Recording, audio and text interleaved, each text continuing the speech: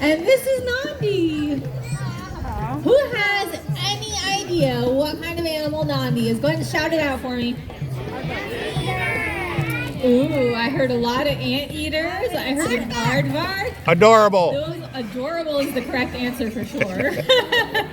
But anteater and aardvark are our two most common guesses, and I will let you know that one of those is the correct answer.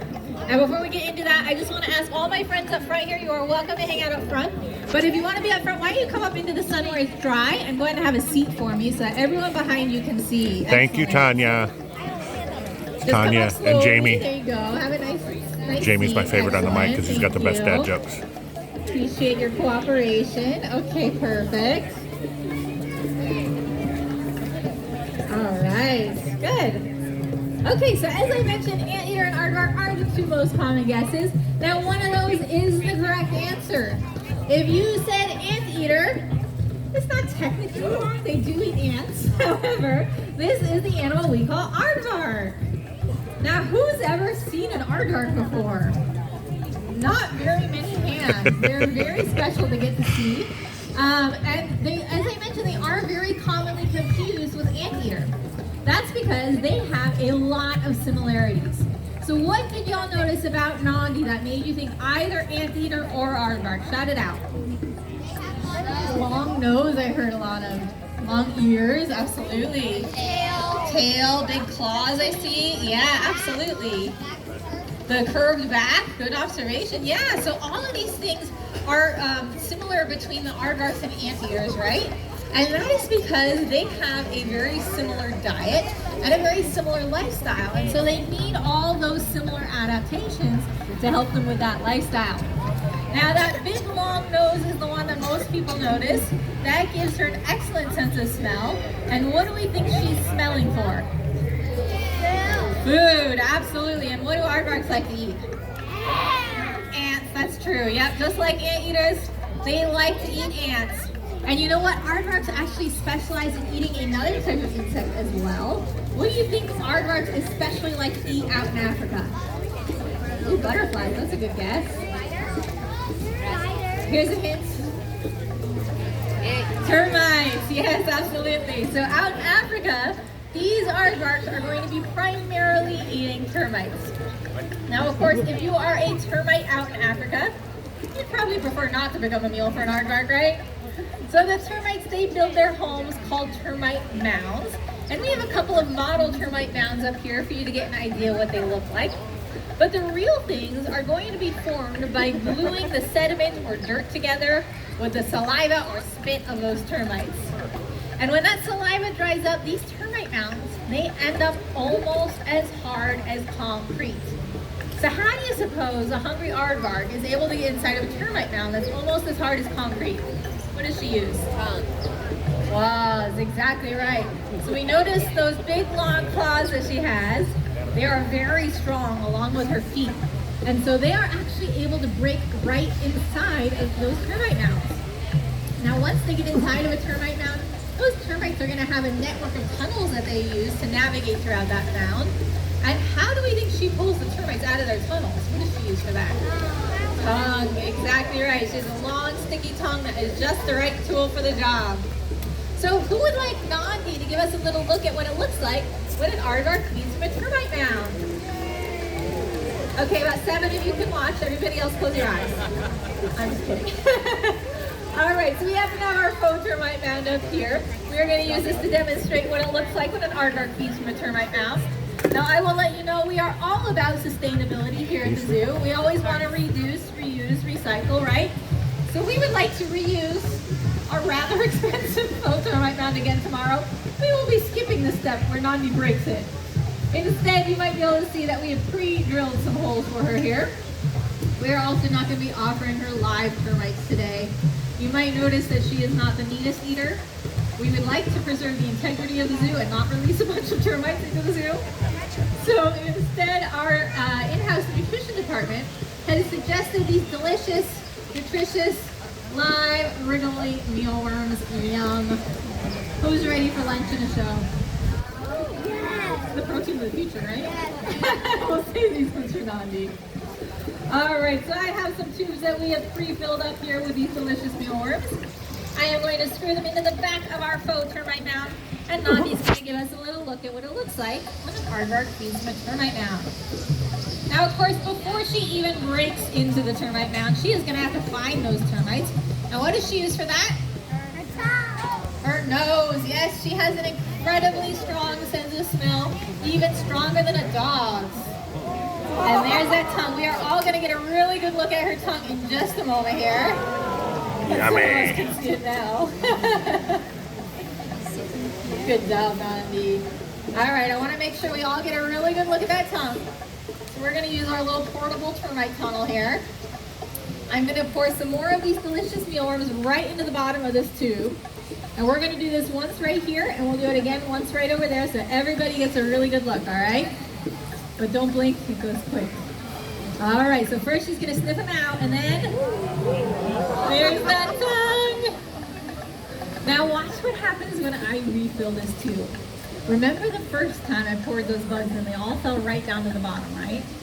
What happens this time? They all get stuck on the side. That is because in addition to having a very long tongue, she also has very sticky saliva.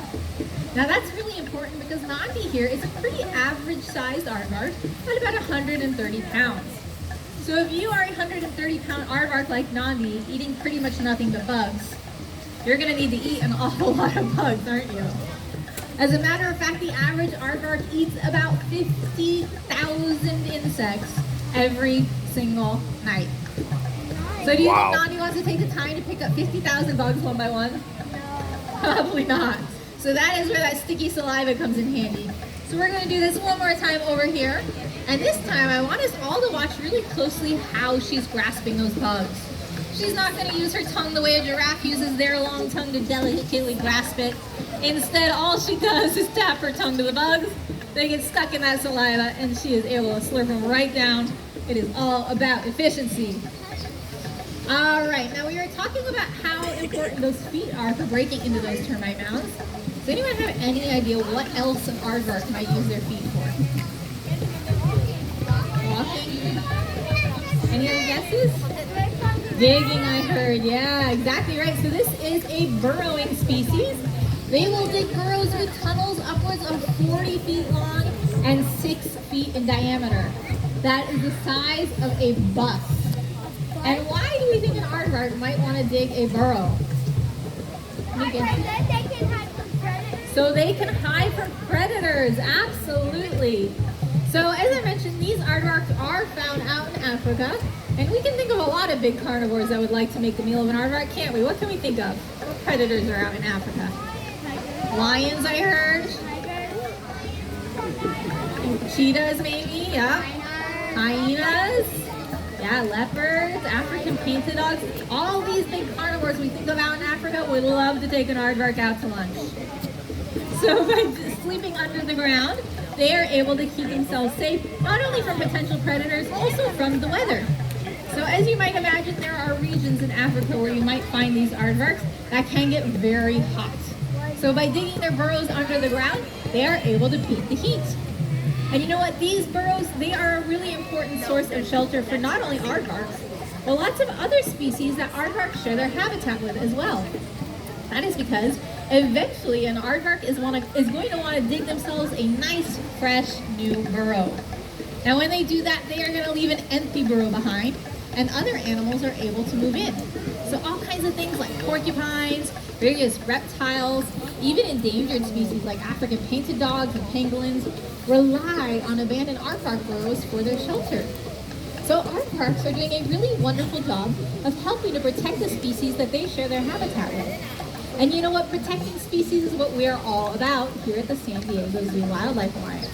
In fact, we are working really hard across our 8 conservation hubs, including the African savanna, where you might find these aardvarks, to solve conservation challenges.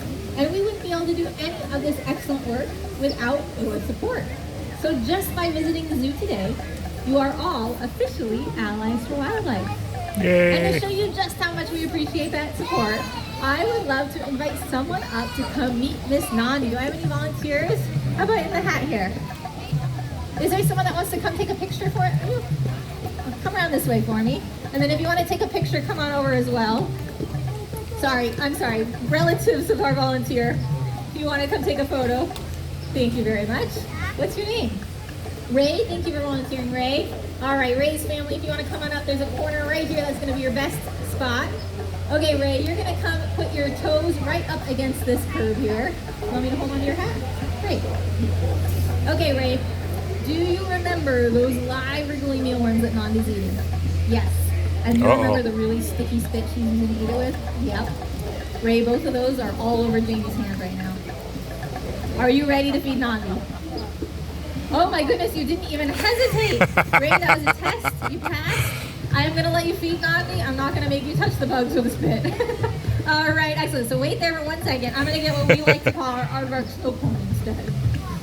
All right, so we're going to bring out our tube again. And we're going to pour the mealworms right in here. Try not to pour mealworms into your hat.